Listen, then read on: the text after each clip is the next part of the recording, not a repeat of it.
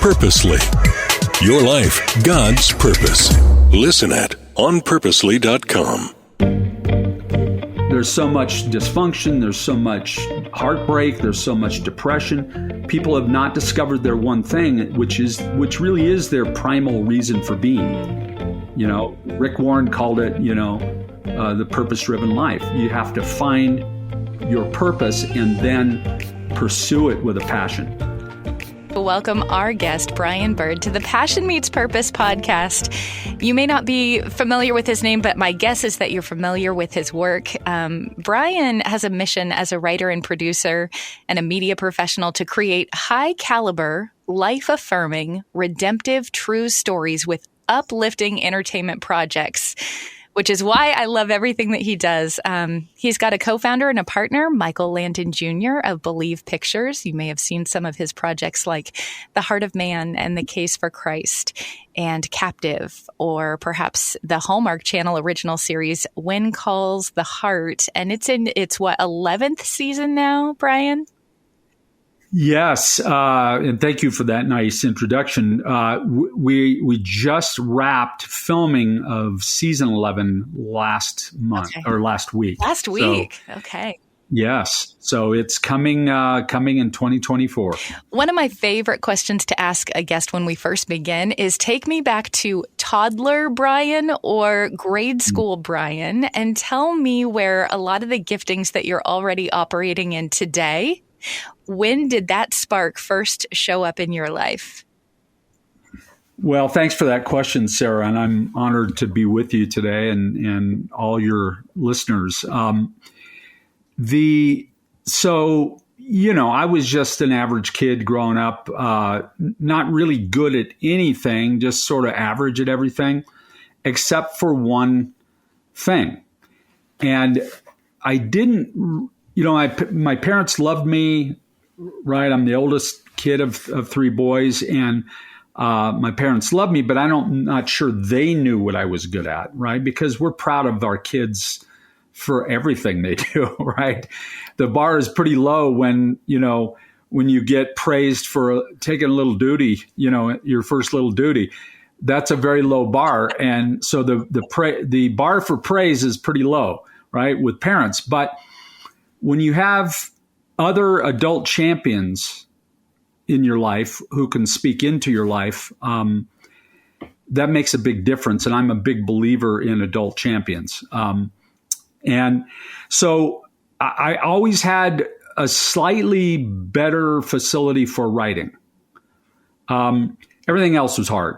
And I'm not going to say writing wasn't hard, but it was a little more enjoyable, a little easier, and it came a little easier to me. And so my mom found years and years later, a sort of a picture with a little write on the bottom of it in my box of stuff, keepsakes, that said, when I grow up or when I get older, I'm going to make movies and TV shows.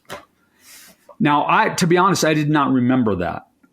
I did not remember making it, but I was always like a consumer of story and, reading and watching films and television. We had great times in our family together watching television, which I believe is kind of a lost thing in culture now, because we all have these, and we all have our little iPads or whatever tablets, and we're all off in different rooms watching different content in our own little silos now, which I think is a shame, to be honest, because I grew up with, my dad was a radio DJ. So I grew up with my dad on the radio. And so I think my heart and mind were always sort of prepped for some sort of media life. And, but at that time, I was just a consumer of story. And then when I was a freshman in high school, I had an adult champion pull me aside and speak into my life. Her name was Mrs. Stevens. She was my English teacher. She held me back after class one day, and I thought, I'm in trouble. What did I do? I'm busted for something. And I went up, sheepishly to her desk, and she had an essay that I had written, for class that had an A+ on it, and a few markings here and there. But she said, I want to enter this into a contest on your behalf, if you'll allow me. And I said, sure. I'm just glad I'm not in trouble. And then she said something, right in my eye, or looked me right in the eye, and she said, you could do this for a living if you want to. And I'd never heard that from anybody, right? And so Mrs. Stevens dogged me all the way through high school. She said, you got to get on the school newspaper. You got to start writing. You got to start, working toward all of that. And when I was a senior in high school, I was the managing editor of the school newspaper. Well, big deal. Lots of people do that. But Mrs. Stevens said, your next thing that I'm going to tell you to do, and that I want you to say yes to, is you got to go to journalism school. And so I did. I went to journalism school for college, and that really taught me how to write. And off of my internship as a sophomore at a daily newspaper, I got hired full time. So my first writing job really was as a journalist, and I did that for a number of years. And then I morphed into TV and film, several years later. But but it was Mrs. Stevens who was that adult champion. And I've had two other adult champions, sort of central figures in my life. One was my Uncle Dan Bird, who was a kind of world-class worship pastor back in the day. Not sort of cheesy praise music. Nowadays, what he would do would be 100-piece orchestra and 100-piece choir in Handel's Messiah, that kind of worship, right? And he looked me right in the eye and he said, Brian, this writing skill, and this is when I was getting ready to go into journalism school, the summer between high school and college, he said, this writing skill you have is like an instrument. And he said, don't just get good enough to be in a garage band. Wow. Get good enough to be in the symphony. And so he dangled that carrot in front of me, and it's still there, right? In my mind, I'm still trying to get to the symphony. Now, other people will say, well, you're already there. Maybe, but I look over at the guy in first chair, and I'm over here in fifth chair, and I'm supposed to be in first chair, right? So he teased me with the idea of excellence and not just the good enough principle. Because I think, for people who grow up in church or sort of, in a faith culture, the good enough principle sort of sits there for a lot of them. You don't have to, this is ministry. This is just, just has to be good enough, right? And I've never believed that. I believe that, nobody said that to Michelangelo, right? When he was painting the Sistine Chapel or designing the Basilica as an architect or making the statue of David as a sculptor. Nobody told him about the good enough principle. So that was another adult champion that I had. The third adult champion I had was my wife's great uncle, Don Ingalls. I love this story. Oh, good. Well, I'm sort of rambling No. That's kind of what you're supposed to do here, Brian. All right. So Uncle Don was a film and TV producer going back to the golden age of television. All the great Westerns, Have Gun Will Travel, The Rifleman, Bonanza, The Virginian, Big Valley. He wrote for all of those shows, and he ended up writing on Star Trek too. And so when I was just in my early 20s, my wife I was married. My wife Patty introduced me to Uncle Don at a family party. Kind of shoved me into a corner with him and said, "Uncle Don, you should read my husband's newspaper work, and clips." And whether Uncle Don was guilted into it or just a good guy, probably some of both. he said, sure, I'll read your stuff. I started out as a journalist and worked my way into film and TV. And so he did. And he got back to me. He said, you're a really good writer. Have you ever thought about writing for film and television? And at that point, I was just a full-time journalist. And I said, well, not really. Story is food to me. I mean, I eat story, That's right. And I've been a consumer my whole life. And so he said, well, you should give it a try. And so he gave me some scripts from the show he was making at that time, which you're probably too young to even remember, but it was called Fantasy Island. And it was a show on ABC, a big hit on Saturday night, back to back with The Love Boat, these two big shows. And he was writing and producing on that show. So he gave me some scripts from Fantasy Island. He said, take a whirl, And so I wrote what's called a spec script.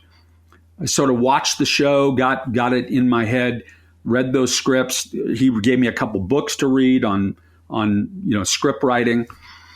And I wrote a spec episode of Fantasy Island. And then I gave it to him, and he read it, and he said, this is strong. This is really good. We can't really take, episodes over the transom like this, but if you build some ideas, I'll bring you in, and you can pitch them to our writing team. And so he did. The next season, the show got picked up for an 8th season. He invited me to Warner Brothers, the offices at Warner Brothers in Burbank. I didn't really know what I was doing, but I came up with 4 concepts for the show, and I brought them in, kind of just read them because I didn't know what pitching meant, but I read them. And they spotted one there. They said, we've never done anything like that. We like that. Let's do that. And who's your agent? And I said, my wife. I don't know. And so that turned into my first episode of, produced episode of television. I was 25, I think. And, the third to last episode ever aired of that show, because it did get canceled the following season. But it made it on the air, and I saw my credit there on national TV. And I also made more money on that one episode of TV than I made all year in journalism. And I thought, okay, well, this was really cool. And I'm not in a box like as a journalist, you're stuck in a box with the 5 W's, what, who, when, where, and how also, and why. And you get to play God. You get to create your own world. You're terraforming when you do stories like this, shaping the earth, right? And I just said to my wife, I think I'm supposed to do more of this. And it morphed into what I'm doing now.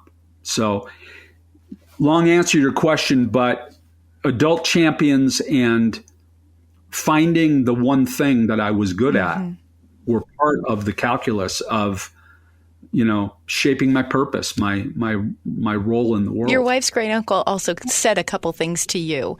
One that was that, nepotism can open the door, but what keeps it open? You've done your homework. So yes, he did. He said, network can open a door. Nepotism can open a door, but if your talent doesn't show up, there's nothing I can do for you.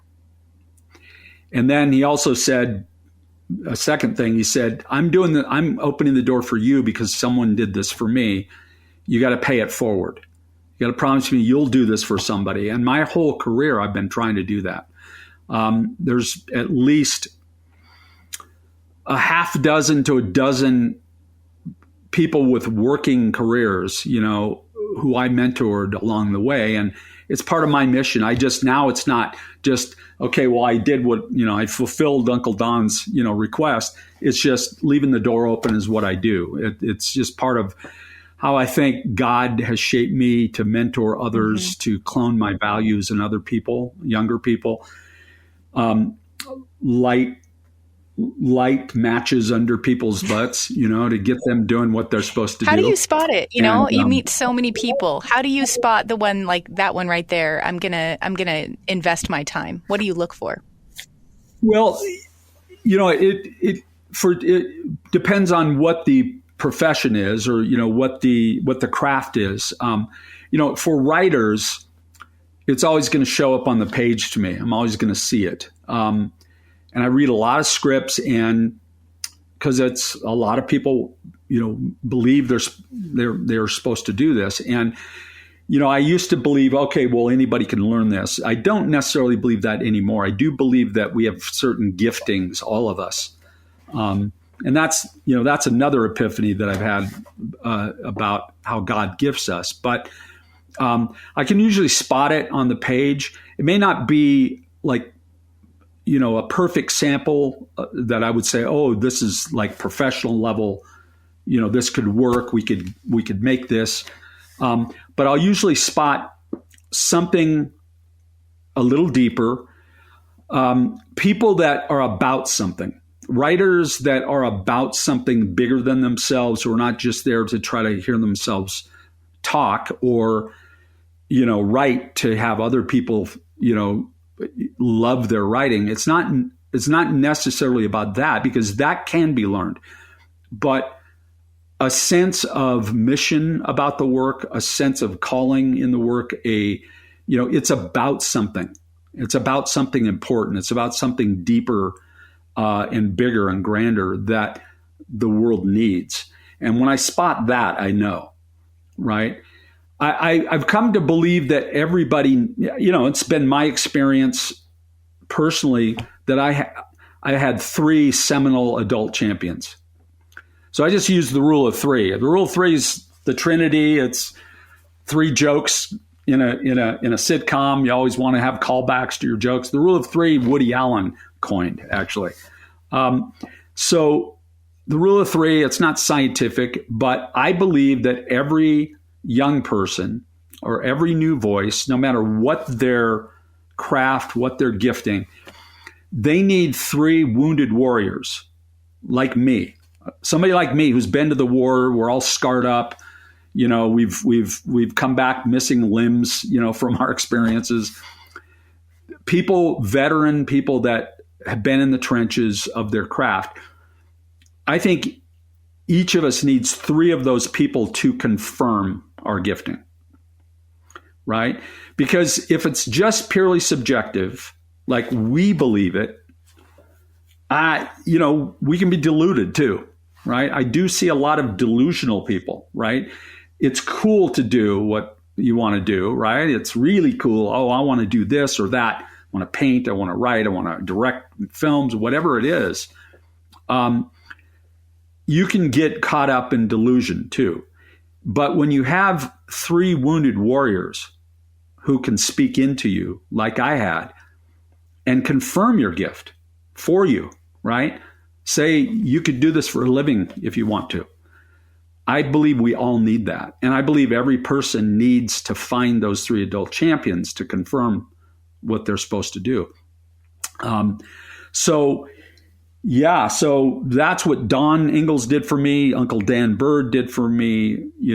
What Mrs. Stevens in high school did for me. They helped me find my one thing. And then, from there, your one thing has to be refined. You got to put in the hours. And I love that book by Malcolm Gladwell, Outliers.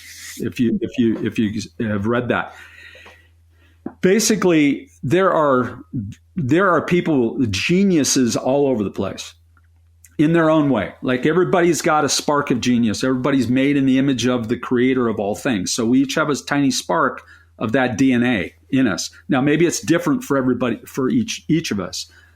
It's not all the same for all of us, but there's a lot of geniuses sitting on their couch with a bag of potato chips in their lap, right? And they haven't become experts. They may have genius, but they haven't become experts. The only way to become an expert is 10,000 hours, right? You got to put the 10,000 hours in. And this book, Outliers, is fantastic from that perspective, because this is how geniuses are turned into experts. Mm-hmm. And he gives real life examples in that book of the kind of people that put in 10,000 hours. And they're all people that we know who they are. we each have to find our one thing. If we're made in the image of the author of everything, then we have a tiny strand of that DNA. It should be our goal in life to identify that one strand, and then find 3 adult champions to confirm it. And once that happens, then you go.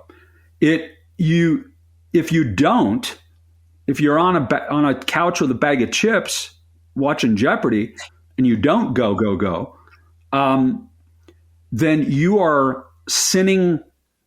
You're sinning. You're shortchanging God. You're shortchanging yourself, and you're shortchanging the world. If that's what you're gifted in, then your job, your one thing in life, you're supposed to just run a marathon with it. And I really believe this. And I believe it's one of the reasons why there's so much dysfunction, there's so much heartbreak, there's so much depression. People have not discovered their one thing, which really is their primal reason for being. Rick Warren called it, the purpose-driven life. You have to find your purpose and then pursue it with a passion. Let's dive into some of your own 10,000 hours. Let's just use some of these examples from your life. Before we get to, I eventually want you to get to talking about When Calls the Heart, what it was originally supposed to be, and how that all fell apart. And then what God did with Absolutely. it. But since we're going linearly, before you got to that, one of the things where you just got a bunch of practice in was you started to do some comedy writing, which is not something you'd done before. But they asked you, can you do comedy writing? And your answer was? Yes,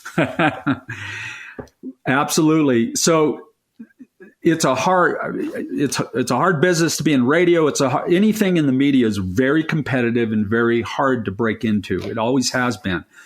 Even with the digital revolution and YouTube and everybody and their brother thinking they can make content, right? Because they actually can now get distribution for it, right? It's still competitive to break into sort of the big leagues of all of that. And so I had a writing partner at the time, John Wyrick, and I were writing partners. We had written a very dramatic, powerful civil rights true story drama, feature film script, which, we were so proud of. And it sort of opened a lot of doors for us, got us an agent, all of that. And we met Bill Bickley and Michael Warren, who were sort of two of the kings of comedy in Hollywood, and had built several television shows, including Family Matters and Full House and, Perfect Strangers. They had started on Happy Days. So these guys were comedy writers. And so we had a chance to meet with them, and they, very kind to us and said, what can we read? And so all we had was this civil rights era script. And so we gave them the script. They read it and they said, this is fantastic. We don't do this. Right? We have no idea how to help you with this. This is awesome, but we write half-hour comedy. Can you do that? And so John and I just looked at each other and sort of said, yes, absolutely, we can do that. And then we walked out of the room saying, what did we just say? How could you say yes to that? We've never done this our lives. But I've always believed good writers should be able to do anything. Should be. It's a theory, and I've yet to be proven wrong on this. But we should be able to write bubblegum wrappers, comics, greeting cards, presidential speeches, radio copy, TV scripts, novels, whatever, journalism. Good writers should be able to figure out how to do anything. It's called homework, putting in the hours. And so at the time that this happened, Murphy Brown was a big hit on CBS. We got a handful of scripts, Murphy Brown, to see how they did it, how the format was different from, say, a drama. And then binged, a bunch of Murphy Brown. And we wrote a spec episode of Murphy Brown. Again, a spec, which is just a sample like of somebody else's product. It's like fan fiction, I guess. That's a good way to say it. And we turned that into Michael and Bill, and they said, hey, we love this. We're getting a new show on CBS called The Family Man. Would you guys be open to coming aboard as story editors on the show? And we said yes. And we were thrown into the deep end of the pool, right? Because it's like comedy rooms are like Shark Tanks. I mean, it's competitive. Everybody's pitching their ideas, their lines, their humor, their jokes. It's a food fight around a big conference table. Well, we had never done this before, but again, you say yes and then figure it out. And I'm a big believer in the yes principle. Now, I'm not saying say yes to everything, because some things may not be healthy for you, or, might break your moral center, but say yes to opportunity if you have no ethical concerns about it. Say yes to opportunity and then figure it out. And that, thrown in the deep end of the pool, turned into 10 years of swimming laps in that pool. That show only went for one season, but then we got over on Evening Shade, and we had, an agent representing us. And so, we got our stuff circulated around town. And, every year when shows are being staffed, we got pitched by our agents, like, you need to meet these guys. And writing teams are helpful around a writing table, because they only have to pay you one check and you split it.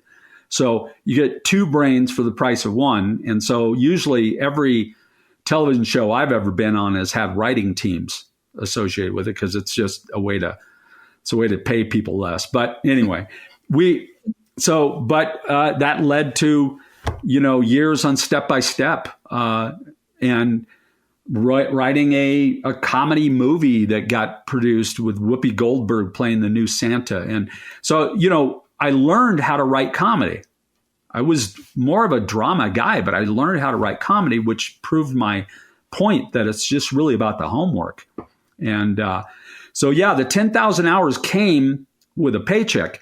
I didn't have 10,000 hours in when it started, but I got it fairly quickly, and I'm working on 50 now or something. I don't know, but that's my point about being a yes person.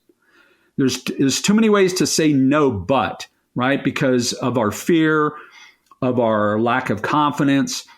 Well, trust me, I didn't have a super amount of confidence when I said yes to writing comedy. But what I had was confidence in my ability to do the homework. And that's different, right? Doing the homework is different than actually performing. Ultimately, you have to perform too, right? That's what leaves the door open when the talent shows up. But I can't tell you, I still, I write more drama now than I do comedy, but all drama is infused with humor. And all humor is infused with drama. The best kinds are. So, the muscles that I gained, creative muscles that I gained doing comedy, didn't necessarily apply. But because I said yes to The Family Man, or yes to Michael and Bill, and got onto The Family Man, I met Martha Williamson on that show. She was a comedy writer on that show. And she would go on to create Touched by an Angel. Well, when my years on Step by Step were done, when that show got canceled, Martha called and said, would you come over and work for me here? So I immediately left for 5 years of writing and producing on Touched by an Angel. My yes, I can write comedy turned into, now you get to write drama on a big network show. So you never know where a yes is going to take you. It's an adventure. You got to say yes to the adventure. Even if you fail, it's okay. Say yes to the adventure, because God has amazing things waiting for you out there. Well, speaking of failure, because you and I both know that every good story has the conflict. Let's talk about when it all goes wrong. You think you know Yes. the way it's about to go. And then, you get that record scratch, that screw. Yep. Yeah. So in 2008, Michael and I embarked on an adventure to create a movie called When Calls the Heart, based on the best-selling books by Jeanette Oak. Michael had already made several of her previous books into movies for the Hallmark Channel, the Love Comes Softly series, which were very successful. So we had it sort of a natural in with Jeanette Oak. And we embarked on a $4.5 million feature film in 2008. Not our money, but we had investors in California that invested in it. And about halfway into the movie was when the sky fell on all of us. Remember September of 2008, when everybody was worried that the whole economy was going to collapse and there would be an international depression. And the president was meeting with bankers behind closed doors saying, we got to rescue our economy somehow, some way. I don't think any of us knew how precarious it was until some of those stories came out later. But I knew how precarious it was, because when you're making a movie and in the middle of that production, the money falls apart, it's actually a death sentence. There's no fixing that. A half-finished movie means nothing. It's a bunch of films sitting on a shelf collecting dust. You can't sell it. You can't do anything with it. And we were in the middle of making the movie when the sky fell on us. The money melted down, left us high and dry in Alberta, Canada, closing down production, firing everybody, owing about $1.5 million, by the way, because you always produce and shoot ahead of payroll, right? You work this week and you get paid next week. So we had a whole week and a half worth of payroll and vendor payments and so forth. And it wasn't our money, but our names were on the company. So it was on our heads.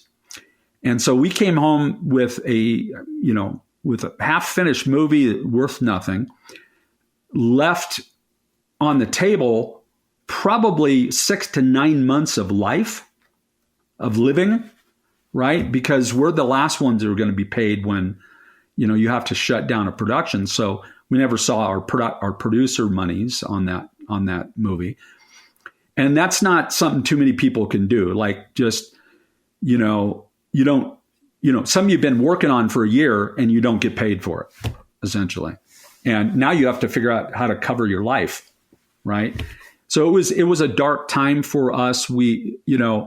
I had been working in the business for 25 years by that point, and had, a decent track record of success. And so this was beyond me. And so I brought my dudes around me, my posse of like men friends and spiritual sort of mentors around me. And I said, guys, I have no idea how to fix this. This is way above my pay grade. And all of your judgment skills come into question. Like, how did you leave yourself high and dry like this? How could you walk into something like this and be left hanging like this? All that self-doubt was swirling around me. The imposter syndrome was hitting, those old tapes that come up. And, my guys said, dude, here's the thing. Nothing has changed about your talents.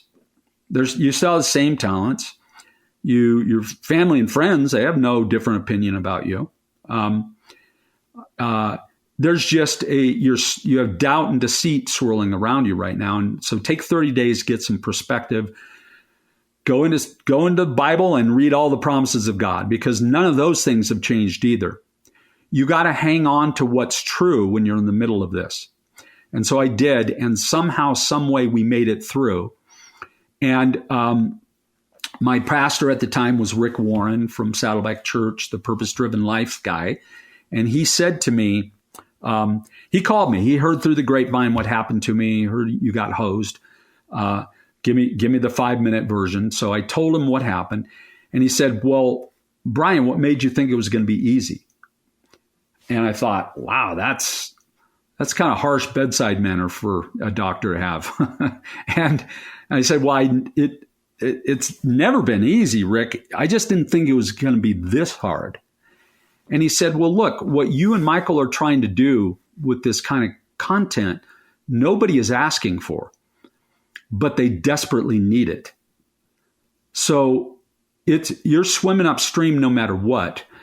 If I go and try to open up a health clinic in Rwanda and the tribal chieftains burn it to the ground, or the government steals you blind, right? He said, well, this happens to everybody, right? You're swimming upstream.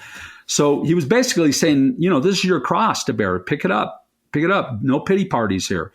And he said, when the children of Israel were wandering around for 40 years, the desert, like dummies, and they had to go find food and water and all these things. They came back to a brook, a well that had given them water in the past. And when they got there the second time, and they'd even put memorial stones there to commemorate the provision of God there. When they got there the second time, the well was dry.